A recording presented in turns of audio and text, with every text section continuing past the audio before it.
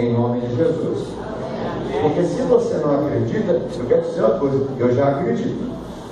E é por isso que eu estou aqui hoje à noite. E vários disseram que creio, mas não é só falar, é dizer no coração: Senhor, eu creio, mas ajuda-me na minha falta de fé. E quando você fala assim, o Senhor vai te dar graça e vai mudar a sua história em nome de Jesus. Não deixa ninguém te atrapalhar a partir de agora. Não conversa com ninguém a partir de agora. Faz aqui. Você tem visto alguns aqui na frente fazer. E eu vi pouca gente fazendo isso aqui na igreja. Uma coisa boa, você precisa aprender quando o pregador está pregando. Papel e caneta na mão. Ó. Você chega aí e diz: ó, pastor, só está me canetando. Isso é bom, sabe por quê? Anotando ideias. Quando eu falei aquela frase, quem não lê, mal ouve, mal fala e mal vê, eu anotou. Eu fico anotando. Daqui a pouco ele vai ensinar para vocês. Vocês vão falar: essa foi o pastor Evandro que ensinou. Mas você poderia fazer a mesma coisa? E se está lá fora, então é bom você ter sempre um caderninho. Se tem uma maquininha, um iPhone aí, lá nas notas, no lembrete, você vai lá e anota tudo, salva, para depois você ministrar um amigo seu lá fora. Isso é muito importante. Quando você lê em voz alta, você aprende 2 vezes. Quando você lê em voz alta e você escreve, aprende 3 vezes. Então isso é muito importante. Eu não quero que você agora não deixe ninguém chamar a sua atenção. Não fique mandando zap para ninguém a partir de agora. De qualquer zap que for mandado a partir de agora, irmãos, isso não é mais de Deus. Porque quem ficou em casa não tem direito de trabalhar você aqui agora. Concorda comigo? Quem não veio porque teve um motivo. Então você teve um motivo para vir aqui. Não deixe ninguém te atrapalhar a partir de agora. E se precisar, a mamãe, por algum motivo, levar o seu filho para ir ao banheiro ou alguma coisa assim, sai com toda a reverência, leva, mas volta. Mas se o próprio filhinho está incomodado, levanta com ele, vai lá fora, dá uma tratadinha nele com carinho e volta. Mas não deixe que nada atrapalhe, nem o pregador, nem a você, nem a ninguém, porque Deus quer falar. Quando Deus fala, nós dizemos: fala, Senhor, porque o teu servo ouve. Então, na tela, Lucas 19, por favor, nós vamos ouvir a ministração dessa palavra em nome de Jesus. Lucas 19, nós vamos ler apenas um versículo desse texto. Está no versículo 8. O testemunho da minha vida. Eu não fiz a propaganda do livro, do meu testemunho, porque parece que só tem 2 ou 3 lá. O que eu trouxe já foi embora, sem vocês ouvirem meu testemunho. Então, eu quero, mas se porventura alguém dizer: pastor, eu queria tanto ouvir do senhor, e como é que eu faço? Você dá para a Patrícia. Patrícia, já chegou, Patrícia? Maravilha. Então você vai dar uma para a Patrícia lá no final do culto. Eu vou estar lá ao lado da mesa, fazendo dedicatória para quem quiser, e você dá um nome para ela. Eu quero ir para o pastor Evandro, do testemunho dele. Eu conheço uma pessoa que está com essa dificuldade, eu conheço alguém que precisa desse livro. Então você pode dar o nome para ela, paga para ela, e eu mando para você assim que eu chegar lá, sem problema nenhum, em nome de Jesus. Tá bom? Lucas 19, verso 8, vamos lá? 1, 2 e 3. Eu, porém, levantando-se, disse ao Senhor: eis aqui, Senhor, dou aos pobres metade dos meus bens, e se em alguma coisa tenho defraudado alguém, eu lhe restituo quadruplicado. Presta atenção, isso aqui é uma oração que um homem desesperado, que tinha um problema igual o pastor Ivanildo no passado, uma oração que não fez querendo mudar de vida. Zaqueu, porém, se levantou e disse ao Senhor Jesus: eis aqui, Senhor, eu quero dar aos pobres a metade dos meus bens. Ele estava querendo falar, ele estava falando isso aqui por algum motivo. Eu quero dar a metade dos meus bens. E alguma coisa que eu tenho roubado, defraudado e roubado é a mesma coisa, eu quero restituir 4 vezes mais. Ou seja, eu quero devolver aquilo que não é meu, que está na minha casa, está na minha empresa, está na minha mão, na minha carteira, aquilo que não é meu, ele diz, eu quero devolver. Ó Deus, me ajuda nessa hora a ministrar a tua palavra. O Senhor sabe que eu tenho uma alegria imensa de poder dividir a tua palavra com a tua igreja. O Senhor sabe que um dos maiores prazeres que eu tenho nessa vida, eu diria para o Senhor que o maior deles é falar que Jesus é meu Senhor, é falar que Jesus é o meu Salvador, é falar que eu o sigo e que eu não abro mão dele por nada nessa vida, porque ele mudou minha história, ele mudou meu viver. Meu Pai, usa enquanto eu estiver atrás desse culto, usa minha boca, usa minha mente, usa meu coração, que as palavras dos meus lábios e o meditar do meu coração sejam agradáveis na tua presença. Sim, Senhor, fala conosco nessa hora. Nós anulamos todos os intentos do diabo, todos os intentos das trevas, todos os intentos do inferno contra qualquer mente e coração, e desfazemos agora, na autoridade do nome de Jesus, e rogamos, Pai, que nenhuma seta do inferno venha nos atingir agora, ó Deus, em nome de Jesus, e nem nenhum dia da semana, e nem nenhum dia, ó Deus, do mês, do ano, porque nós somos teus e queremos servir o Senhor sempre com o nosso coração. Pai, que seja a noite de cura, uma noite de milagre, na abertura do Profetizando 2015. Ó Senhor, que seja uma abertura maravilhosa.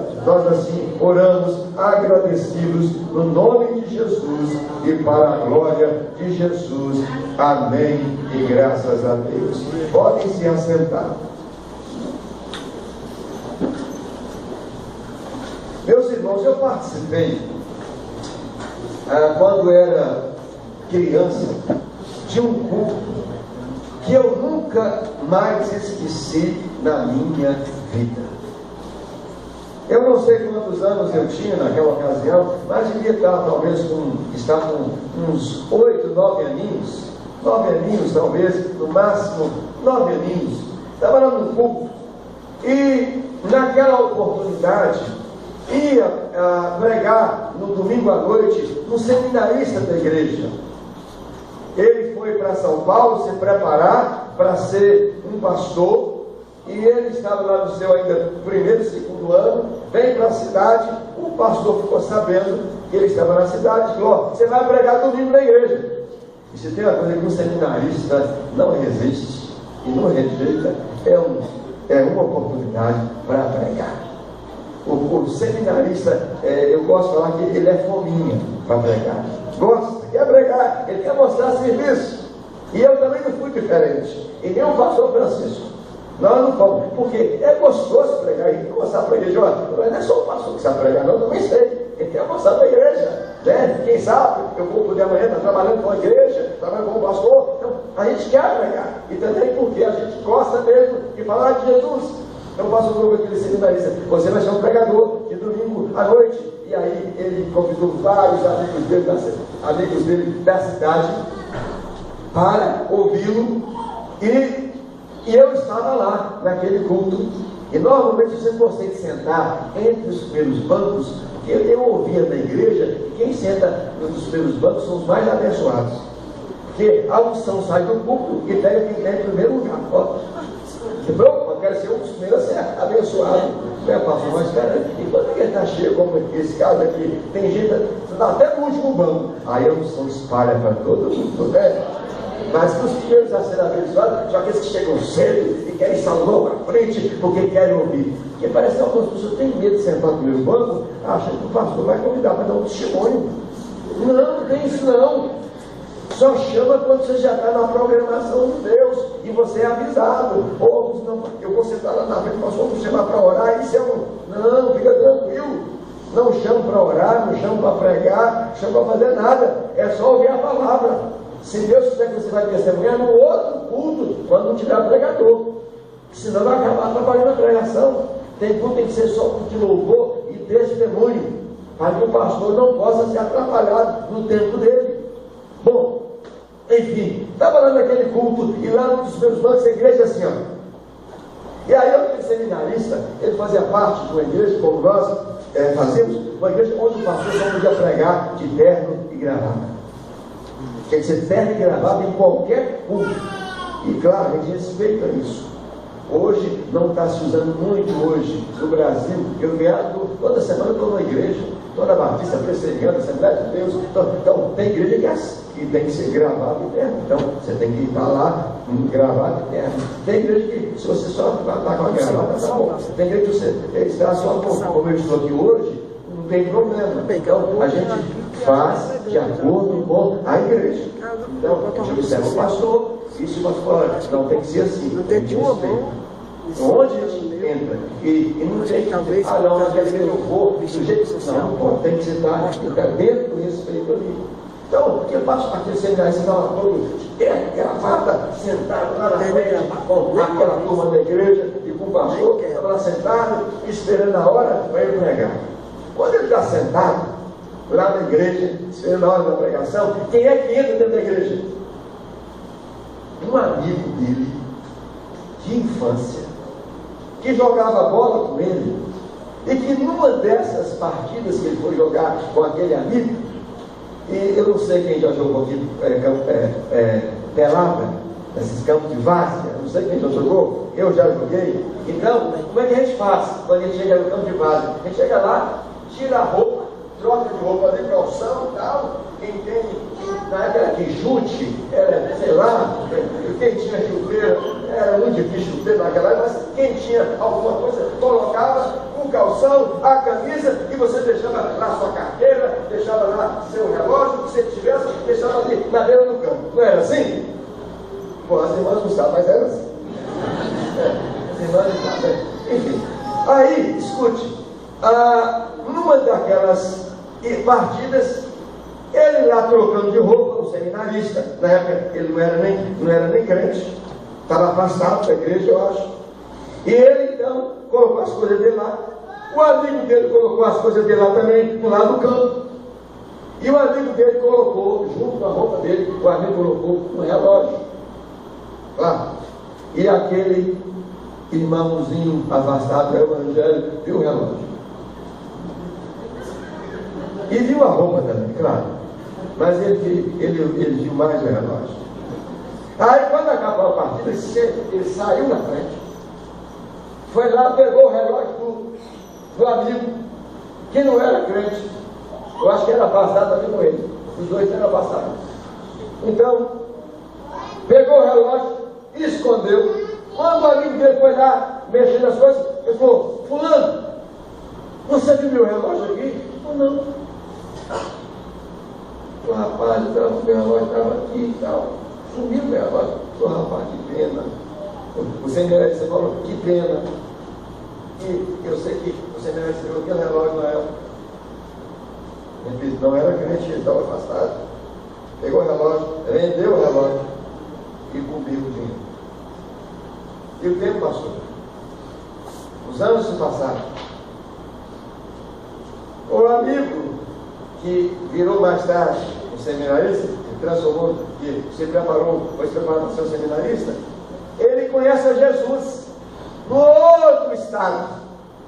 Conheceu Jesus, e quando ele conheceu a Jesus, Jesus perdoou todos os pecados, mas ele não esquecia de uma coisa, do relógio que ele tinha roubado a mim. Aí ele vem de volta para a cidade dele, agora crente, se preparando para ser pastor, está sentado na igreja, prontinho para pregar. Quando ele está sentado, quem é que vai entrando dentro da igreja? O amigo do relógio que foi roubado. Quando ele viu, ele começou a orar. Ó Deus, repreenda em nome de Jesus. Ó Deus, repreenda, expulsa, Senhor, todo mal, em nome de Jesus. Senhor Deus, manda esse meu amigo voltar para casa. Senhor, ele não pode ficar aqui, Senhor. Senhor, porque eu vou pregar a tua palavra. Senhor, se ele estiver aqui, eu não vou pregar. E Deus falou com ele: esse problema é seu. Ele vai ouvir minha palavra. Eu vou, mas aí eu não vou poder pregar. Eu vou outro do seu lugar. O que vai voltar aqui é pregador. Mas ele é uma alma, precisa ouvir minha palavra. Falei: mas eu não tenho condição. Eu peguei um relógio dele, o senhor sabe disso. E Deus falou para ele: se vira. É hora que Deus é. Tem hora que Deus é comigo e com você, como você, pai, é com seu filho, com sua filha. Dá seu jeito. Isso é com você. Você se mediu nisso, resolva. Tem hora que você, como papai e mamãe, faz isso. Deus também é assim. E a gente faz isso porque a gente ama. E Deus faz isso porque Ele nos ama. Deus falou assim: se vira. Ele não conseguia sequer mais. Ele estava feliz da vida, orgulhoso, o nariz inclinado, porque ia pregar. Quando ele viu, o nariz baixou. E ali, e começou a ler o salmo, começou a falar o salmo 91. Senhor, que habita no esconderijo do Altíssimo. Ele achou que com um salmo que ele estava decorando ali, falando ali de cor, a pessoa ia embora. Imagina que a gente fez uma oração: ó Deus, dá uma desinteria nesse irmão para ele ir embora. Calma. Deus não dá não, essas coisas não, de jeito nenhum. Ele precisava estar ali para ouvir a palavra. Aí chegou o momento do pastor disse: agora nós vamos ouvir a palavra de Deus. E nós temos um pregador que vem de longe. Ele é um homem de Deus. Ai, meu pai de amor. Eu acho que quem estava tendo a dor de barriga era ele. Ele é um homem de Deus que agora está pregando a palavra. E ele veio lá de São Paulo para, isso no interior de Minas, para ministrar para nós. É da nossa igreja, com muito orgulho. Vem cá, meu irmão. E ele veio baixinho. Eu acho que a perna quase que conseguia dar os passos e andava até o público, mas estava ali do lado do pastor. E o pastor disse: Deus te use e tal. E passou a palavra para ele. Queridos, eu lembro como hoje aquele pregador não conseguia abrir a boca. Não saía nada. A família daquele seminarista toda na frente, querendo ouvir com orgulho a primeira pregação. Foi um pregador, o filho daquela família. E ele não conseguia, e todo mundo apreensivo. Foi igreja pentecostal, onde o fogo come lá, que não era brincadeira, comia lá, não era brincadeira, mas estava todo mundo, não tinha nem pai naquela noite, quando ele chegou. Estava aquela coisa parada, e o povo tenso, a igreja lotada, até que ele disse assim: eu não posso pregar aqui hoje à noite sem antes fazer um acerto. Aí ele disse assim: fulano de tal era o amigo dele, estava na casa. Você lembra quando nós jogávamos lá no campo do 15? E eu, sentado nas primeiras fileiras, claro, não queria perder um detalhe do grupo, né? Aí eu estava para trás. Aí ele fez assim, ó. Eu lembro. Aí ele disse: você lembra que em uma daquelas ocasiões você sentiu falta de um relógio no céu? Rapaz, afastado do evangelho, vindo na igreja depois de anos, olha que situação constrangedora, no culto, perguntando para ele, isso é coisa muito difícil. Eu lembro que o rapaz disse assim, ele não lembrava de relógio ter sumido. Ele falou: não, você vai lembrar sim. Você vai lembrar sim. Porque a minha Bíblia diz que Deus nos fará lembrar todas as coisas, e Ele vai te lembrar sim. Você tinha um relógio, e uma daquelas partidas você deixou lá na beira do campo, e esse relógio sumiu. Aí ele fez assim, ó. Lembrou? Ele falou: fui eu o responsável pelo sumiço do relógio. E o tempo passou, ele disse, mas eu nunca esqueci daquilo. E eu fui embora de Minas, fui para São Paulo. Lá eu conheci Jesus. Mas lá eu nunca esqueci do que eu havia feito com você. E ele disse: eu não tenho mais aquele relógio, mas eu tenho outro relógio. Que aquele relógio eu vendi, torrei o dinheiro.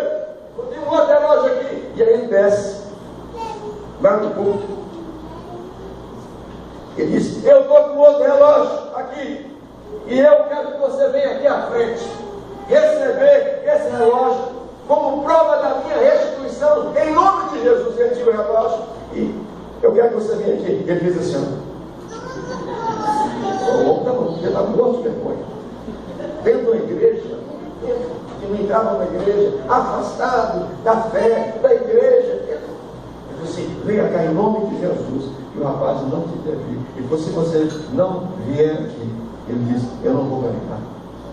Eu não posso pregar. Eu não tenho autoridade. Eu estou com a minha vida inteira. Venha em nome de Jesus. Eu quero te dar um abraço. Aí o homem fez, o rapaz veio lá chorando. Sai do último banco, penúltimo, chorando. Vem, abraça aquele seminarista, os dois se abraçam, choram ali. E o seminarista passa o relógio para ele. Queridos, quando ele passou o relógio e eles se perdoaram, o pregador virou um ligão atrás do púlpito. Estava parecendo um pinto molhado antes. Mas quando veio a hora de que pediu perdão, liberou perdão, pregou com autoridade e o fogo caiu na igreja. Deus visitou a igreja. Quem falava em língua falou, até quem tinha língua passou a ter naquela vez, em nome de Jesus. Foi um mover de Deus, vento, fogo. E quando ele fez apelo, irmãos, os bancos só não vieram à frente, porque o banco não tem alma. Mas todo mundo veio buscar à frente a graça e o poder de Deus. Queridos, aqui entra meu testemunho. Quando eu tinha meus mais ou menos 5 anos de idade, meus pais eram católicos. Minha mãe muito fiel à igreja católica, devota, Aparecida. Minha mãe tinha uma relação de fé muito bonita na igreja que ela frequentava. Minha mãe era sincera naquilo que ela fazia na igreja católica. Meu pai era um religioso. Meu pai frequentava a igreja católica. Como tem muito crente que é religioso também. Tem crente que é crente, gente convertida, gente que tem vida, que tem testemunho, mas tem gente que só marca ponto na igreja. Na igreja ele é crente, em casa é o campo. É religioso. O testemunho dele em casa não bate com a vida dele dentro da igreja. Esse é o religioso. Assim era meu pai. Meu pai era um homem hiperviolento. Meu pai cuidava de bandidos na cidade. Ele era militar e ele era responsável para bater, disciplinar os bandidos que estavam dentro da cadeia. Meu pai batia nos bandidos com palmatória. Palmatória, ela tem um formatozinho assim redondo. Quando você bate na mão, e ela tem um buraco. Quando você bate na mão, aquele instrumento chamado palmatória puxa a carne. É para realmente arrebentar com um bandido mesmo. E meu pai, quando a palmatória não funcionava, ia no murro mesmo. Meu pai era muito violento. Eu quero dizer para você que pelas atitudes que meu pai tinha dentro de casa, eu não tinha dúvida que meu pai era um endemoniado. Isso aqui é sério. Meu pai era ultra violento.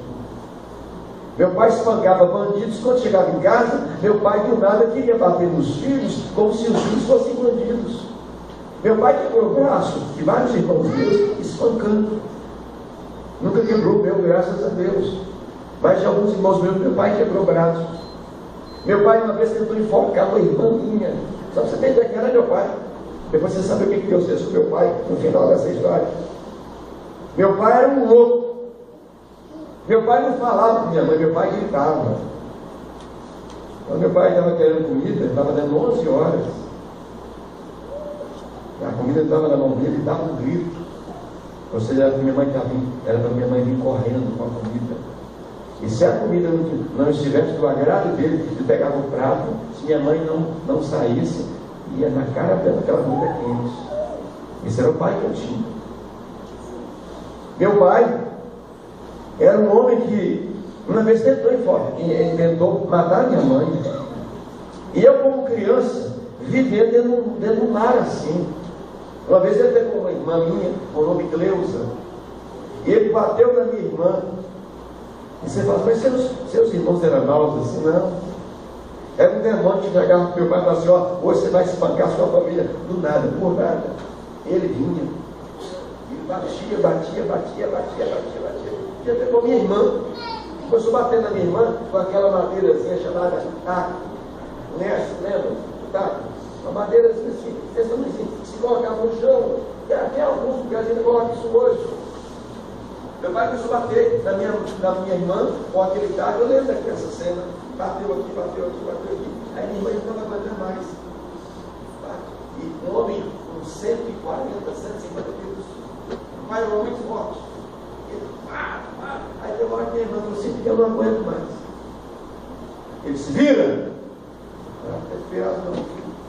As mãos estavam já todas, já estavam esfacenadas. Quando minha irmã virou, na primeira pancada que deu aqui, minha irmã desmaiou. Aquela cena, minha irmã é levada às pressas do interior para Belo Horizonte para fazer a cirurgia. Minha irmã tem uma marca daqui até aqui na cirurgia. Minha irmã odiou meu pai, passou a odiar meu pai depois daquela data. E quando a minha irmã casou, ela cortou Teixeira. Você sabe quando uma moça casa, o nome que ela não pode abrir mão é o nome do pai, para manter a genealogia. O nome do pai é sagrado, não pode tirar. Se faz isso, alguma coisa de relacionamento errado entre o pai e a filha dele. A minha irmã, para ferir meu pai, cortou Teixeira. E minha irmã gravou aquela batalha de nunca mais querer ter conversa nenhuma com meu pai por causa daquela covardia.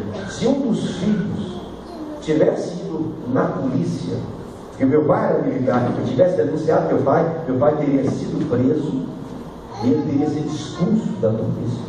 Mas todo mundo tinha medo dele. Ele era uma ameaça na rua.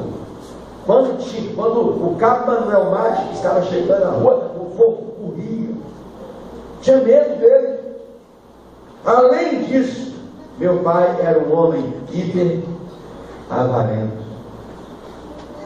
Eu falei aqui ontem, vocês até acharam coisa engraçada, mas é sério. Eu disse para vocês que se eu conheci um homem mais avarento que meu pai, só sou o diabo. Meu pai, muitas vezes eu chegava na sala de casa, meu pai, ele era agiota. Olha só, dentro da igreja, nesse período que ele estava praticando a agiotagem, ele estava dentro da igreja já, na igreja dos crentes, um religioso. Mas como é? Mas crente desse jeito? Ó, tem crente de qualquer jeito. Tem crente que parece com Jesus, mas tem uns crentes que parecem com um cão mesmo. Língua do tamanho, fala de Deus e do mundo, e por aí vai. Meu pai, como agiota, ele era antes, estava lá na igreja católica, ele ia na igreja, mas ele era agiota. Meu pai chegava em casa, ele estava contando dinheiro, e não foi uma nem duas vezes, e nem três, que eu via meu pai cheirando dinheiro. Ele gostava de cheirar o dinheiro. E sabe o que ele falava? Que coisa gostosa. Ele dizia, se tem coisa melhor do que essa, Deus guardou para ele. Isso é demônio. Ele tinha prazer de estar ali, ó, contando o dinheiro, e cheirava aquilo ali, uma demoníaca. E lá em casa, ninguém via um centavo do dinheiro do nosso pai. Sabe que lá em casa eu nunca vi, durante mais de 40 anos, eu nunca vi entrar um arroz de primeira qualidade, um feijão de primeira qualidade, que meu pai não queria gastar. Ele comprava o pior feijão e o pior arroz, e era o que ele colocava dentro de casa. E se quisesse comer o feijão dele assim, e o arroz dele assim, e a farinha que estava bom, se quisesse que fosse embora. Fruta, nunca vi meu pai trazer uma fruta em casa. quando criança. Para não dizer que nunca levaram, sabe essas feiras, quando acabou a feira e tem lá no final da feira aquele restinho de banana que já tem um dor de coco? Ele chegava lá e falava, cara, quanto é que é esse lotezinho de banana aqui? Aí você pensou assim, já está acabando mesmo? Dá desculpa, por R$1. Ele falava assim, eu dou 25 centavos. Não! O negócio não é brincadeira não. O homem tinha o demônio da violência sobre ele, o demônio da avareza sobre ele. Era um tanto de demônio, mas ele não sabia disso. Isso eram demônios. Deixa eu te falar uma coisa. Quando você vê na sua casa, seja quem for, quebrando janela, quebrando porta, você pode tomar cuidado. Começa a orar, é demônio. Agora, não chega para a pessoa e fala assim, demônio, sai daqui. Você está roubado. Eu sou de uma irmã que foi falar isso com o marido dela. O marido dela chegou bêbado em casa, doidão. E aí ela falou assim, está amarrado em nome de Jesus, você vai sair dele. Ele pegou o sofá, quase matou a irmã. Seu marido não é demônio. Sua esposa, ela está nervosa, está com TPM, está nervosa. Não fala, sai Satanás não. Não fala, sai diabo não. Que você vai ver o que vai acontecer. Ela pode pegar uma faca e fazer de você um picadinho e depois não vai, e aí eu orei em nome de Jesus. Você não foi sábio. A sua esposa não é demônio. Seu marido não é demônio. E nem seu filho. Que às vezes tem pai que fala assim, sai para lá, capeta. Isso não tem encapetado. Olha o que você disse. Isso não tem encapetado, não. Seu filho não tem encapetado. Ele pode estar vivendo um momento de uma crise naquele dia, que você também já teve as suas. Então a sabedoria tem que entrar nessa hora. Então, numa hora dessa, você tem que falar, Deus, guarda a minha boca. E orar e só você com Deus. Porque tudo nessa vida passa, menos o amor de Deus. Então, se tem diabo, vai sair. Se tem demônios, vai sair. Se tem opressão, vai sair. Porque há poder no nome de Jesus. Meu pai, naquela situação toda, nunca levava uma fruta para casa. E eu, como criança, eu tinha vontade de comer uma fruta. Como toda criança, eu vi um coleguinha que comia uma maçã. Eu vi um coleguinha que comia uma pera. Eu vi um coleguinha que comia uma banana. Eu queria. Isso é uma coisa que todo mundo tem desejo. Ainda mais criança.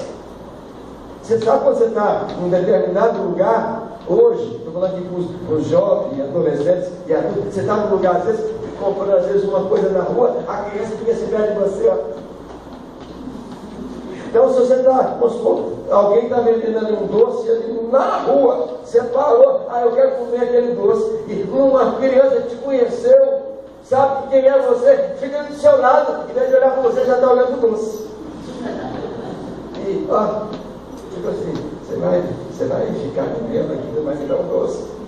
E nem uma vez um menino lá na nossa igreja, tinha um rapaz que vendia uns doces na nossa rua, lá, e o outro falava assim, loura moreninha. O que é loura moreninha? Era cocada preta e cocada branca. Ele falava, loura moreninha, a pessoa também era o irmão, o rapaz da cocada. Aí eu tive vontade de um dia uma cocada. Aí parei lá, quem é aqui? Chega do meu lado, uma criança da igreja. Aí ele chegou, pastor! Eu falei, oi Daniel! Aí ele veio correndo, ficou do lado, ele ficou do lado do carrinho e ele ficava assim. Eu falei, Daniel, você quer uma cocada? Aí o pai deu cocada para ele. A igreja daquela semana, todo domingo na nossa igreja, as crianças falavam pela manhã um versículo de cor. E o versículo Daniel daquela semana, a mãe estava ensinando para ele, era, o Senhor é meu pastor e nada lhe faltará. Então decorou. Aí quando chegou no sábado da noite, a mãe falou para ele assim, Daniel, e o versículo de amanhã? Vamos falar. O Senhor é meu pastor e nada lhe faltará. Ele disse, não, ele é errado. É Ivonildo é meu pastor e nada lhe faltará. Ela falou, como assim? Ele disse, mãe, até cocada não falta para mim. Ele me deu cocada hoje. Enfim, onde é que eu estava mesmo? pai não levava nada para casa. Eu querendo comer alguma coisa. Eu já frequentando a igreja evangélica, depois dos 5 anos, meu pai viu que meu irmão mais velho era coroinha da igreja, Amadeu Aparecido Teixeira, que mais tarde se tornou pastor. Hoje é pastor de uma igreja de mais de 5.000 membros no Rio de Janeiro. Ele ajudava o padre nas missas, mas ele sentia falta de algo mais. E ele teve então lá na frente uma experiência com Jesus. 3 pessoas estavam pregando lá num determinado local, e ele estava sentado lá na janela de casa, e de repente alguém lá começa a falar de Deus, e ele sentiu que aquela palavra, um daqueles que estava pregando não era para ele. E onde ele estava, ele saiu do lugar, foi lá, se ajoelhou, eles oraram por ele. Meu irmão aceita Jesus e começa a frequentar uma igreja evangélica. Isso foi uma ofensa para minha mãe e meu pai, que eram, nessa ocasião, meus pais eram católicos. Minha mãe ficou muito ofendida e não queria aceitar aquilo. E meu pai também bateu o pé. Ele disse: olha, meu irmão, eu vou a partir de hoje, eu vou frequentar essa igreja, estou me sentindo bem. Aí meu pai cismou de lá onde ele está essa igreja, e ele voltou em casa e falou: Anísia, o negócio não é bom, eu vou começar a frequentar essa igreja também.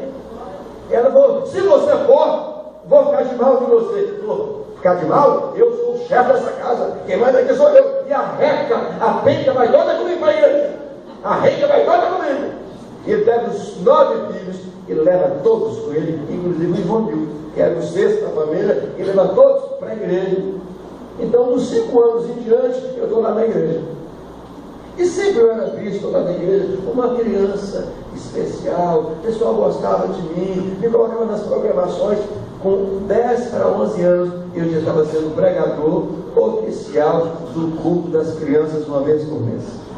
Já um terninho lá para mim, uma gravatinha, uma moça, uma menina dos 10, 11 anos, dirigia o culto, e eu pregava. Os pais levavam as crianças uma vez no sábado.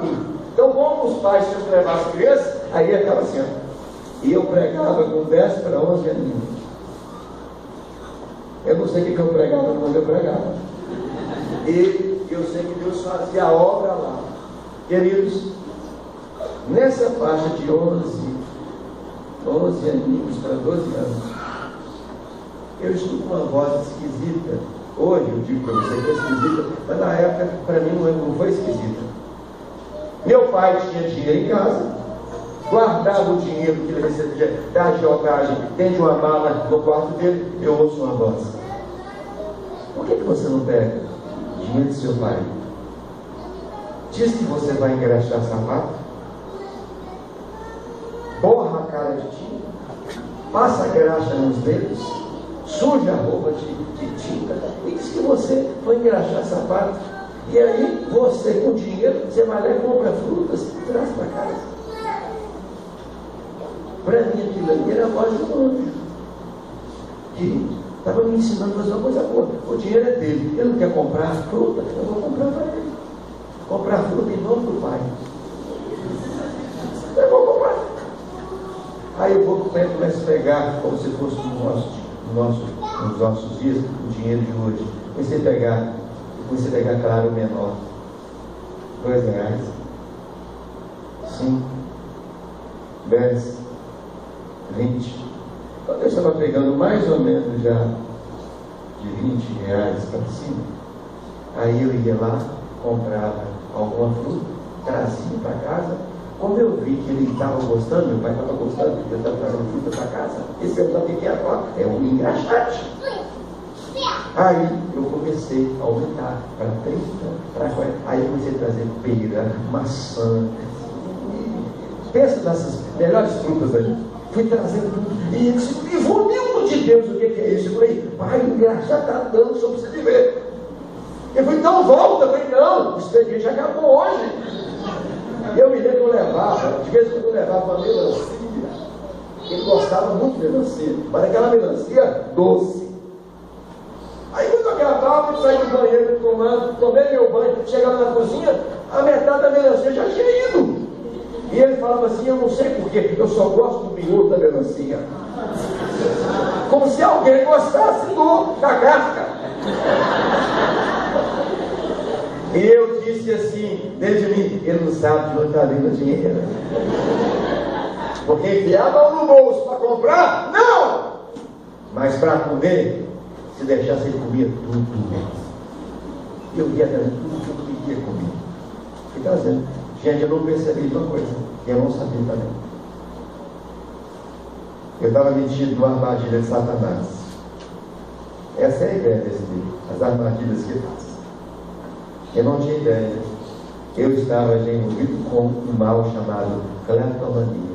Essa doença, e que é um pecado, essa doença estava dentro de mim. E naquela época nem se falava esse nome. Aliás, várias igrejas que eu vou hoje, eu vou falar assim, eu falo, irmãos, eu quero contar a minha experiência, quando eu venci a cleptomania. Alguns adolescentes perguntam, o que é isso? Mas isso lá no interior. Essa palavra nunca tinha ouvido falar dessa palavra. Eu não tinha ideia. Eu só sabia assim, que eu estava já com o problema. Eu já não conseguia olhar para a mala do meu pai e não pegar algo. Sempre estava pegando.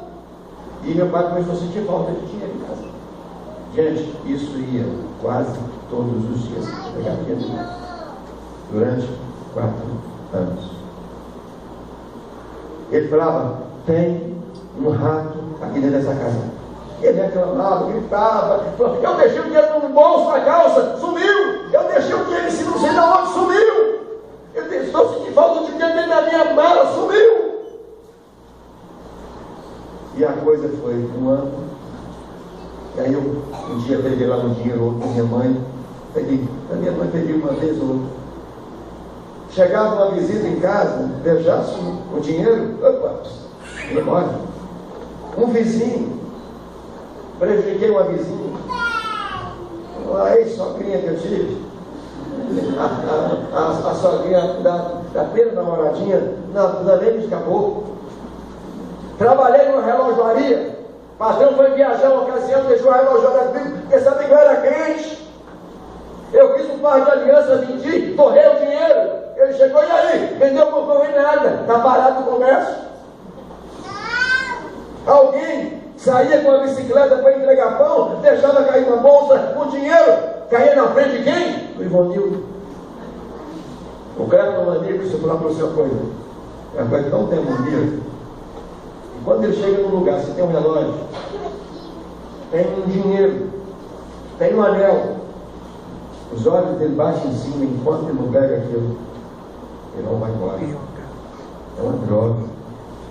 Quando alguém pergunta para mim assim, você já se envolveu com droga no passado? Eu falo assim, minha droga era cleptomania.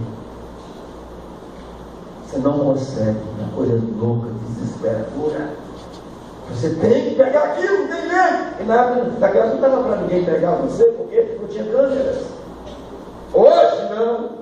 Volta e meia, você escuta aí de uma atriz famosa, de um artista famoso, Hollywood, ou nos grandes centros, que foram pegos numa câmera, uma mulher que não precisa, pegando lingerie, pegando bolsa, pegando isso, aquilo outro. Você sabe o que eu estou falando? E essa é a doença que pega tanto uma criança numa favela, quanto uma pessoa nos lugares mais famosos do planeta. O diabo não escolhe posição social, não escolhe cor. Ele não quer saber quem você é. Se ele puder arrebentar na sua vida, ele vai fazer isso. Sabe qual é o meu maior problema no meio disso tudo? É que já na igreja, e minha família já estava toda na igreja, a história é longa, não dá para contar. No livro tem a história completa. Minha mãe já lá na frente, já crente. Meu pai frequentando, não crente. O católico que meu pai era um católico sem vergonha, continuava como um crente sem vergonha. Ele não tinha vida com Deus, nem na igreja católica e nem na igreja dos crentes. Ele continuava aprontando a igreja, na igreja ele era uma coisa e em casa ele era outra.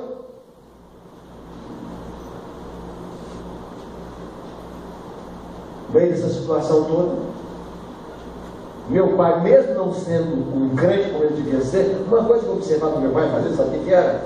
Meu pai lia todo dia a Bíblia em casa. E sempre fazia. O religioso faz isso. Tem gente que só lê a Bíblia. Teve um religioso na Bíblia que falou assim: Senhor, eu não sou como esse aí. Eu jejuo 2 vezes por semana. Dou o dízimo de tudo que eu ganho. Ele estava arrotando, falando o que ele fazia. Isso é religioso. Quem é crente não fala o que faz. Por exemplo, eu sei que vários de vocês me ajudaram nessa reforma aqui. Se você saiu daqui falando: olha, sabe quem foi que colocou aquele ventilador na igreja? Eu falo para mim que não, tá? Esse é religioso. Quem é crente não fala o que faz. A vida dele por si só fala. As atitudes dele por si só fala. Sabe o que meu pai fazia? Ele lia a Bíblia todo dia. Isso ele lia. Principalmente quando alguém passava perto, ele queria mostrar para as pessoas: eu não ligo a Bíblia.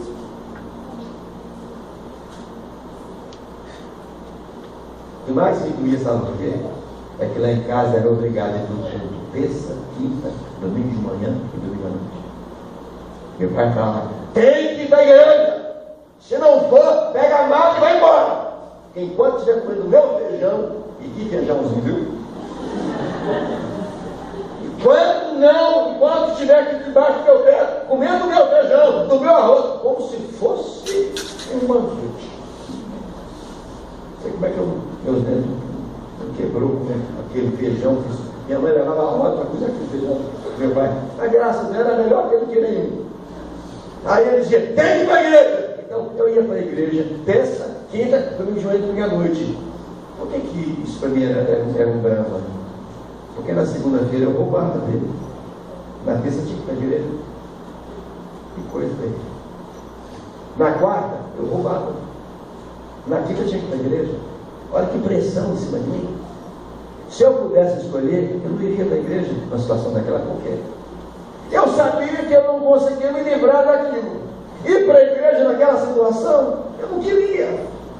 Na segunda-feira eu roubava, na terça para a igreja eu ouvi do pastor o que um crente devia fazer.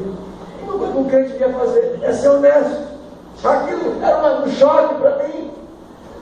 Debaixo dessa pressão, 4 anos, prejudicando meu pai toda semana, durante 4 anos, prejudiquei 19 pessoas, com meu pai 20, só que as 19 eu peguei uma vez só. E minha médica gravou tudo isso. De minha mãe peguei uma vez ou outra. Meu ex-patrão, peguei aquele dinheiro daquela aliança. No meio dessa situação, eu comecei a sentir uma angústia muito grande no meu coração. Eu só bateu uma angústia na minha alma.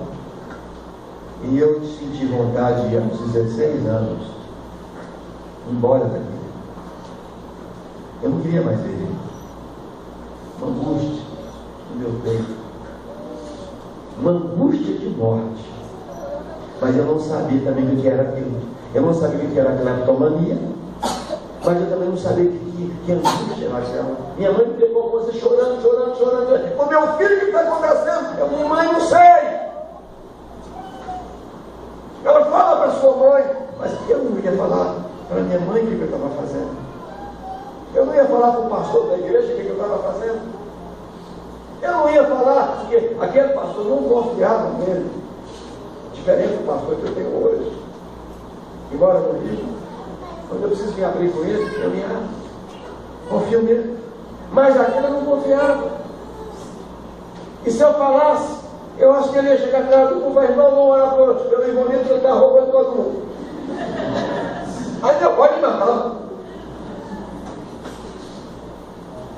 Não, porque temos líderes que eles não têm sabedoria, não. A pessoa chega para ele, abre o coração com ele, e ele vai abrir a vida da pessoa. Não pode isso. Isso é falta de ética, de respeito com a ovelha. Eu, naquele desespero, me bateu aquela vontade de querer morrer. Irmãos, aquela mesma voz que mandou ir para a mala do meu pai pegar dinheiro, disse para mim assim: naquela mala tem 2 armas do seu pai. Meu pai era militar. Pega uma delas, dá uma só no ouvido, essa dor vai passar. Dr. Augusto Cury, o autor mais lido hoje do Brasil, um grande psicanalista, ele foi ateu, cientista. Ele diz o seguinte: que um suicida, ele não quer tirar a vida porque ele quer morrer. Ele quer tirar a vida porque ele quer se aliviar da dor.